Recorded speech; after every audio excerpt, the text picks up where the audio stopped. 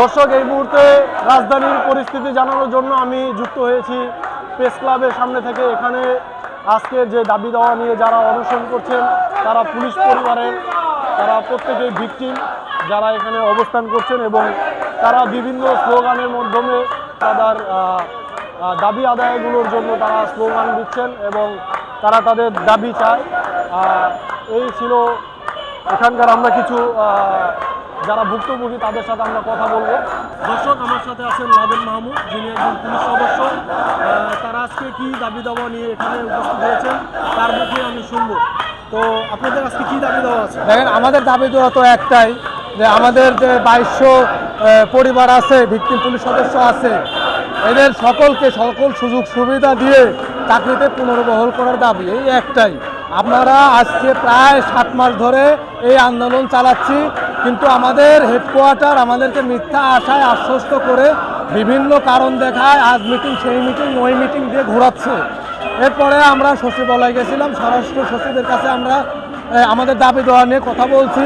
স্বরাষ্ট্র সচিব আমাদের কাছ থেকে গত 5 তারিখে 2 দিন সময় চাইছিল। 2 দিন সময় অতিবাহিত হয়ে গেছে, আজকে প্রায় 8-9 দিন চলতেছে, কিন্তু এখন পর্যন্ত আমরা কাঙ্ক্ষিত জায়গায় আমরা পৌঁছাতে পারিনি। এর মধ্যে আমাদের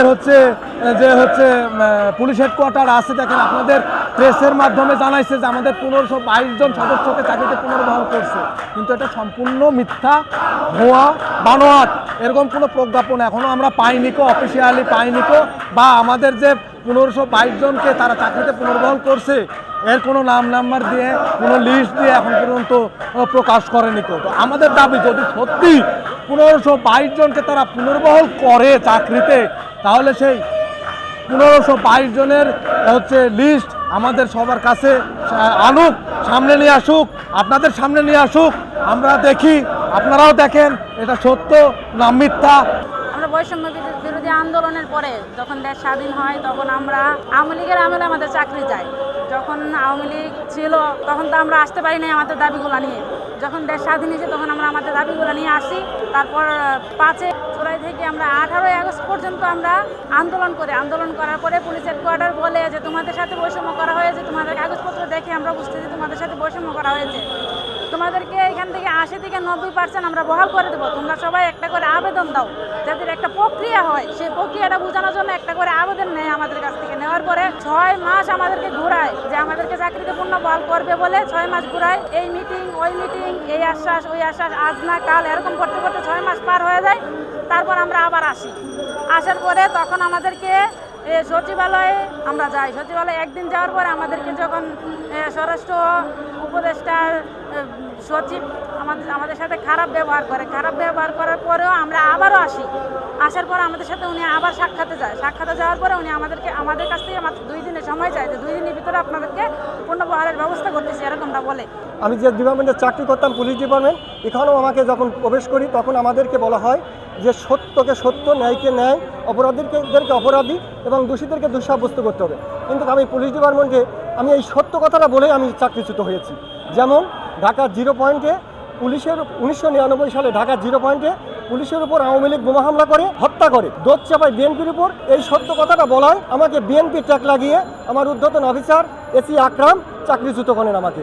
এই সরকারের বিরুদ্ধে একটা কথা বলায়, তখন সরকার ছিল আওয়ামী লীগ, এই সরকারের বিরুদ্ধে একটা কথা বলা হয় যে তার কথা তাদের উপর দোষ চাপিয়ে তার কারণে আমাকে মামলাটা পর্যন্ত করতে দেয়নি। শুধু বলেছে তোমাকে ডিপার্টমেন্ট থেকে বিদায় করলাম, এটা নিয়ে যদি মামলা করো তাহলে তোমাকে দুনিয়া থেকে বিদায় করা হবে। এই ভয়টা আমি কোর্টে কোনো মামলাও করতে পারিনি। এখন তারই পরিপ্রেক্ষিতে যখন জুলাই বিপ্লবের পর ছাত্র জনতার জুলাই বিপ্লবের পর এ দেশ থেকে যখন স্বৈরাচারের গাছ কেটে ফেলাতে হলো, তখন দেখলাম এদেশে কথা বলার মতো পরিবেশ সৃষ্টি হয়েছে। তারই পরিপ্রেক্ষিতে আমরা আগস্টের 8 তারিখে ভিকটিম পুলিশ পরিবার নামে সংঘবদ্ধ হয়ে আমরা প্রধান উপদেষ্টা এবং মাননীয় স্বরাষ্ট্র উপদেষ্টা দৃষ্টি আকর্ষণ করি এবং তারই পরিপ্রেক্ষিতে আমরা বোঝাতে সক্ষম হই যে আমরা বৈষম্য হয়েছে, আমাদের সাথে বৈষম্য হয়েছে, আমাদের সাথে অন্যায় হয়েছে। এটা বোঝার পরে স্বরাষ্ট্র উপদেষ্টা এবং মাননীয় প্রধান উপদেষ্টা ডক্টর ইউনূস স্যার পুলিশ হেডকোয়ার্টারকে নির্দেশ দেয় আমাদেরকে সহসা ইউনিটে মানবিক কারণে যোগদানের জন্য। কিন্তু পুলিশ হেডকোয়ার্টার সেই আবেদনগুলো পরিপ্রেক্ষিতে নেওয়ার পরে আইজি স্যারের মুখপাত্র হয়ে ডক্টর শোয়েব রিয়াজ স্যার এই আবেদনগুলো গ্রহণ করেন এবং তিনি বলেন যে তোমরা 80 থেকে 90% লোক পুনর্বহাল হবা। যেহেতু আমিও বৈষম্য শিকার, এখানে আমাদের আইজি স্যার তিনিও বৈষম্য শিকার, অর্থাৎ তোমরা 90 থেকে 90% লোক পুনর্বহাল হয়ে যাওয়া। আজ 6-7টা মাস অতিবাহিত হলেও কিন্তু আমাদের কোনো কাঙ্ক্ষিত ফলাফল তারা দিচ্ছে না। প্রেস ক্লাব থেকে এই ছিল আমার কাছে সর্বশেষ সংবাদ। Tanzil Hossain, B news, Dhaka.